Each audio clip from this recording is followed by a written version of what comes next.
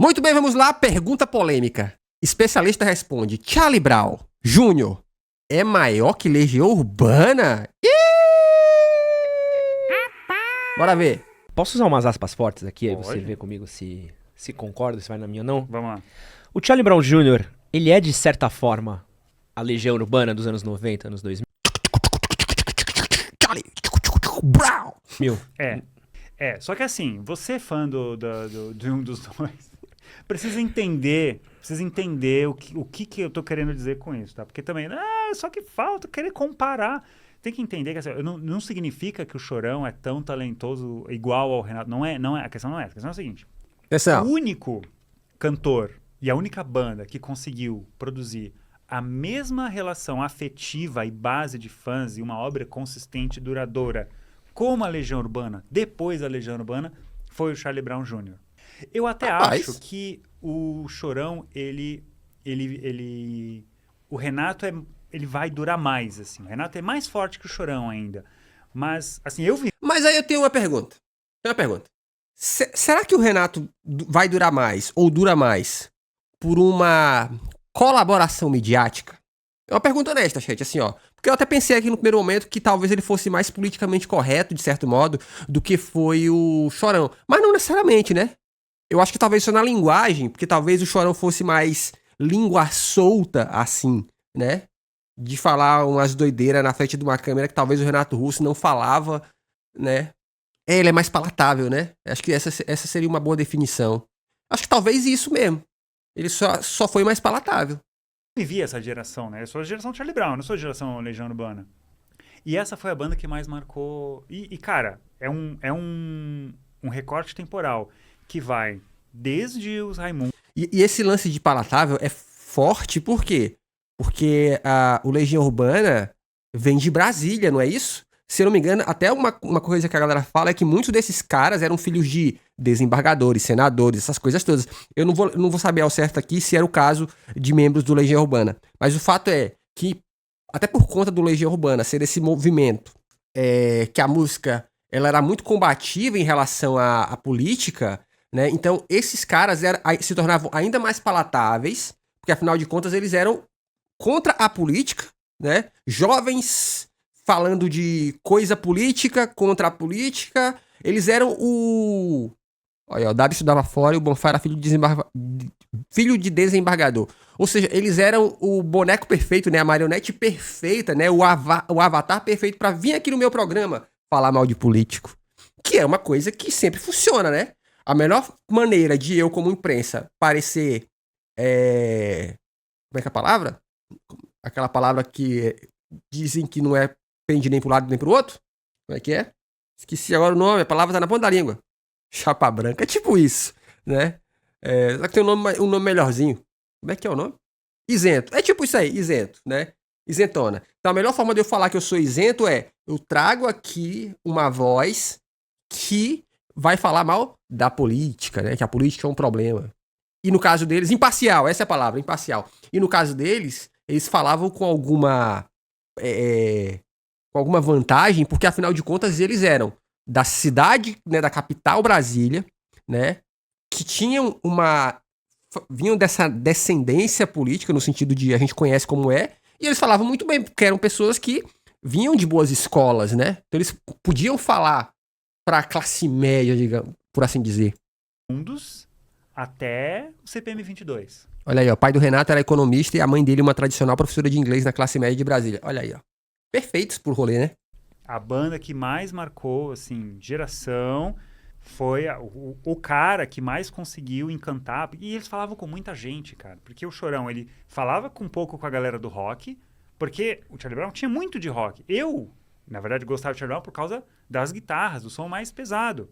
Aí Verdade. depois musicalmente falando, literalmente, o Charlie Brown é o nosso Red Hot, mano. Você vê os caras tocando, assim, as linhas de baixo, os caras muito bom, né, mano? A gostar de rap. Eu já gostava de rap por causa do Gabriel Pensador, isso também me ajudou um pouco, mas ele também falava com a galera das ruas, com a galera do skate, com a galera do hip hop. Então o Charlie Brown é uma banda muito... Essa é uma outra característica do rock dos anos 80. As periferias cresceram muito no Brasil, as cidades se desenvolveram, e nos anos 90 as coisas não estão tão concentradas em algumas capitais. Você tem as favelas crescendo, as periferias, e essas pessoas querem ser representadas. Alguém que faz Exatamente. Nunca consegui curtir Legião. Eu também não, sabia? Mas é porque assim, ó, Legião, eu era mais criança quando eles estavam estourados. Óbvio que na adolescência, os caras que eram 5 anos mais velhos que eu gostavam muito. Eu não gostava por quê? Eu tenho péssimas histórias envolvendo Legião Urbana. Porque, tipo assim, ó, olha só as péssimas histórias. Geralmente, em finais de semana, era o dia que minha mãe resolvia lavar roupa. E aí, nesses dias, o almoço demorava pra sair. Então eu ficava morrendo de fome na sala esperando o almoço sair. E aí, nesse dia especificamente, ela não deixava a gente ligar a televisão, eu ficava só com a rádio ligado. E sempre nas rádios da minha cidade, meio-dia, era aquele horário de programas de recordação e coisa do tipo, sempre tocava Legião Urbana nesse horário. Então, pra mim, Legião Urbana é sinônimo de tô com fome e não tem comida pronta. Então, mano, era muito comum. De tarde eu quero descansar. E eu com fome. Fora que quando eu comecei a aprender a tocar violão, era sempre assim, ó. Eu tava aprendendo a tocar violão, mal sabia tocar. Sempre aparecia um cara na rua que falava assim, ó. Porra, bicho, deixa eu mexer no teu violão aí. Eu não toco não, mas eu arranho. Aí ele tocava muito e geralmente ele tocava Legião Urbana. Ah, meu irmão, então o Legião Urbana pra mim é só sofrimentinho. Ui, que sofrimentinho. Fale por elas, que não sejam aqueles meninos brancos lá do eixo Rio-São Paulo. E Tem um marginal alado, tem um cara que é maloqueiro com orgulho, cantando na Globo. Pô, eu com 15 anos na rua, pô, eu lembro o dia que eu ouvi pela primeira vez Charlie Brown Jr. Parecia que tinha que aberto um... Você sabe quando você olha assim, eu lembro de eu falar assim, é isso. Mas ó, eu descobri Charlie Brown como? Como todo mundo, a maioria descobriu Charlie Brown Malhação, né? Tive pensando na abertura da Malhação. E aí, anos depois, eu de fato descobri o Legião quando saiu o famoso... O Legião não, o Charlie Brown, né? O famoso CD Charlie Brown Jr. Acústico MTV. Ali pra mim foi que eu ouvi e falei, os caras são bons, mano.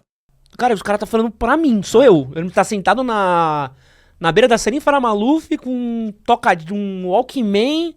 Ouvi e falei, caralho, é a gente que joga bola, que anda skate, que corre atrás de pipa, que faz merda, que puta, é isso. É foda, ele era um... Ele representava isso. E assim, se você for olhar assim, o Lobão, o Cazuza, o Júlio, eles eram loucões também, mas era uma outra... Mas era mais assim, intelectual, Era né? intelectual, era classe média, entendeu? Era um doidão, mas não era da periferia, era um doidão. Ter acesso a instrumentos caros pra montar banda nos anos 70 e 80 era pra poucos. Isso é verdade. Ó, tem até esse comentário aí, ó. Tem mais de um mês que fui no show do Legião, o Bonfá Mais o Dado e outros. Foi muito bom. Eu lembro que uma vez o Multishow fez um especial de não sei quantos anos do Legião Urbana. E aí eu vi só a abertura. E uma característica do rock do Legião Urbana é que as guitarras não tinham distorção, né? Porque anos 80, eu acho que não existia overdrive nessa época. E pelo menos não no Brasil. Eu sempre odiei aquelas guitarrinhas que não tem efeito nenhum. Pra mim, guitarra sem efeito só se for tocar calypso e brega, que aí fica top. Rock com guitarra sem efeito, pra mim, é triste. Característica dos anos 80 no Brasil. E aí eu lembro que a abertura, eu não vou lembrar qual música eles tocaram, mas eles tocaram já com um efeito no pedal. Aí eu falei, pô, ficou maneiro isso aqui. Então, se Legião Urbana tivesse efeito nas guitarras, teria ficado melhor. Existia, mas era estética pra copiar The Smiths. Ah, faz sentido. Da classe média, entendeu? Foi imposição da indústria na época? Caralho! O Chorão, ele representa um outro Brasil, sabe? Um Brasil que se urbanizou, cujas desigualdades aumentaram, isso gerou uma série de tensões, e ele canta sobre isso. E eu acho engraçado, o que eu sempre achei muito louco do Charlie Brown, é, por exemplo, eu tenho amigos que gostam muito de rap e não gostam de rock. Uhum. Amigos que gostam de sertanejo, não gostam de rock, que é comum as pessoas não gostarem de rock. Charlie Brown Jr. era a única banda que você falava assim, Charlie Brown. Não, Charlie Brown eu gosto. Faz os dois. Olha aí. Que a galera dava assim, não, Charlie Brown... E acho que até o próprio Chorão, com o passar da carreira do Charlie Brown, ele foi diluindo um pouco, assim. Você pega o Preço Curto, Prazo Longo, Suor Contínuo e Prolongado, que eles são ali aquela coisinha Dead Kennedys deles ali... Ainda tá presente. Você vai ouvir os últimos CDs, já é mais Céu Azul... Como é que é? Ó? Alguns estúdios não sabiam gravar rock mais pesado. O Herbert Viana disse que odeia a gravação do primeiro disco do Paralamas porque não deixaram ele usar distorção. Caralho. Tanto que se parar pra pensar, né, bicho, era muito comum os caras irem gravar fora, né? Eu lembro que nessa época era muito comum os caras ir pra Inglaterra gravar fora. Já é mais, só o louco sabe. Olha, foi escolha da banda. Conversei com o Dado Vilar. Já é mais leve, ele já dá uma brandada, né? Não tem... Não deixa o Martin engolir, você tenta ouvir hoje, é loucura, né? Eles tiveram uma fase ali que foi o terceiro e o quarto e o quinto, que ele tentou ficar mais pesado. né? Abalando a Sua Fábrica. Não, agora nós vamos fazer nossas origens. Aí é um disco mais guitarra e tal. Aí acho que o grande marco é aquele quando sai o Thiago, né? Que é o Não Tão Complicado Demais, né? Que é aquele lá, né? Que tem um carro, assim. Pô, puta, bom demais essa música. Esse disco. Na verdade, vou ser bem sério, a partir desse disco eu comecei a não ouvir mais Charlie Brown. Na época, assim, né? Ali já não eu acompanho o mesmo sentimento. Mas não é por causa dele ter ficado mais próximo do hip hop. Tanto que músicas mais baseadas nas guitarras que vieram depois, eu também não engoli muito. Mas acho que é porque ali eu já tava crescendo, sabe? Uhum. E acho que eu já não me sentia... esse cara já não tá mais falando pra mim. Mas pra juventude que veio depois, pra geração que hoje tem 20 e poucos anos, aí ele já falava pra eles, entendeu? Pô, eu lembro a tristeza minha quando ele fez o comercial da Coca-Cola. Que? Porra, pra mim era muito trair Da o Coca ou movimento. da Pepsi? Foi da Coca. Que ele traiu o movimento. Fala, Porra, traiu o movimento, mas deve eu ter oferecido um caminhão de dinheiro, né? filha da puta aí, traiu o movimento. Eu lembro que, pô, era outra vibe, né? Porque era muito louco, é sério. Eu lembro que era a playlist Charlie Brown Jr. Isso é efeito Bonadil. Bicho, pior, né? O Rick Bonadil tá completamente envolvido nos rolê. Mas o pior que eu vou falar pra vocês, o Rick Bonadil salvou o NX0. Porque eu cheguei a ouvir a versão do NX0 lá, o Entre Razões, antes do Bonadil. Mano, horroroso. Parecia a banda gospel tocando em festival. Torcentos solo um por cima do outro. Júnior, Racionais, Pavilhão 9, sei lá, De Menos Crime, RZO, era tudo no mesmo arquivo ripado de CD que a gente ia na casa do moleque fazer, pô, era... E era isso, né? Ele tinha uma proximidade com muita gente ainda, né? Ele era muito acessível, o Chorão, né? Cara, e o Chorão é um caso tão... Eu gosto muito dele, assim, como objeto de estudo, assim. Porque ele, cara, se cobrava muito, assim. Se cobrava muito e... Cara, dá pra ver, assim, no olhar dele, ele se sentia muito o peso da responsabilidade que o público colocava sobre ele. Ele queria sempre entregar algo que fosse à altura, que fosse melhor... E, de uma certa forma, acho que ele também, assim como a gente falou da saída do Paulo Miklos, dos Titãs, ele sentiu também essa mudança do gosto do público de não conseguir repetir os mesmos estouros de antes. Sabe aquela coisa de você ficar... O passado vira uma sombra? Uhum. Isso para ele foi muito problemático. Então, ele começava a cobrar cada vez mais dos músicos, tava compondo o tempo inteiro. Aí ele ligava pro Thiago... 2 da manhã, 4 da manhã lá no hotel. Thiago, tô com uma letra, vem aqui agora.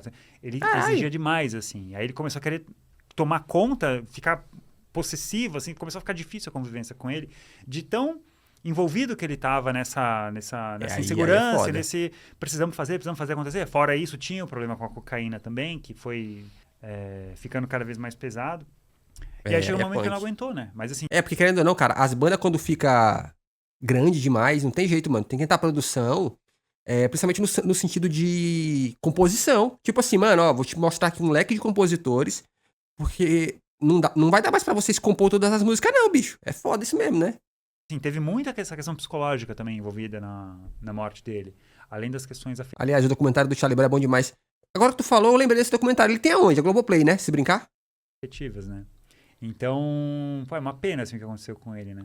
Esse que você acabou de assistir foi um corte do nosso podcast sobre rock nacional.